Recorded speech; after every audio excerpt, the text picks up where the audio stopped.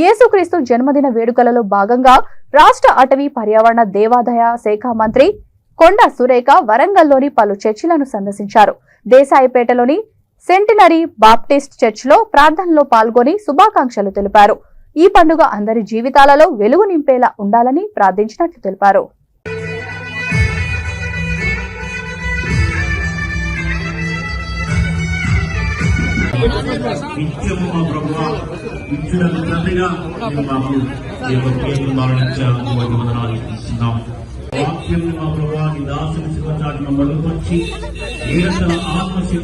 హృదయపూర్వక ధన్యవాదములు, వందనములు.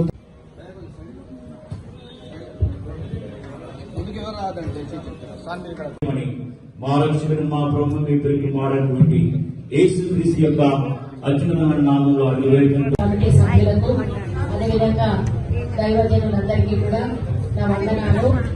మీ అందరి ప్రార్థనలు ఫలించి మరి యేసు ప్రభు దీవెనలతోటి మీ అందరి ఆశీర్వాదంతో శాసనసభ్యురాలుగా ఎన్నికై మీ ముందుకు మరి దైవ కార్యం చేసుకునేటువంటి దేవాదాయ శాఖతో ఫారెస్ట్ ఎన్విరాన్మెంట్ మినిస్టర్గా ముందుగా మీ దగ్గర ఈరోజు క్రిస్మస్ వేడుకల్లో పాల్గొనే అవకాశం కల్పించిన ప్రభువుకు వందనాలు. మరి మీ ప్రార్థనలు ఫలించాయి. మీ ఆశీర్వాదం, మీ సహకారం, దాంతో నేను ఎమ్మెల్యేగా గెలవడము నాకెంతో ఆనందము.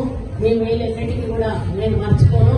వరంగల్ ఈస్ట్ ఎమ్మెల్యేగా నేను మంత్రిగా ఉన్నా కూడా ఇక్కడ ప్రత్యేకంగా ఎమ్మెల్యేగా నా దృష్టి ఎప్పుడు కూడా మీ సమస్యల మీద, మీ అభివృద్ధి మీద ఉంటుందని చెప్పి తెలియజేసుకుంటా ఉన్నాను.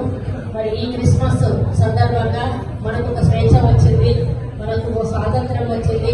తెలంగాణ 10 సంవత్సరాలు ఈరోజు మనం కోల్పోయిన ఏవైతే బాధలు పడ్డ బాధలైతేనేమి, కోల్పోయిన అభివృద్ధి అయితేనేమి, అవన్నీ కూడా తిరిగి పొందే అవకాశం మీరందరూ కూడా కాంగ్రెస్ పార్టీకి ఇచ్చారు.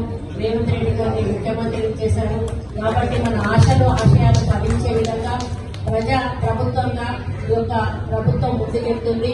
పాలకులుగా కాకుండా సేవకులుగా మీకు పనిచేస్తూ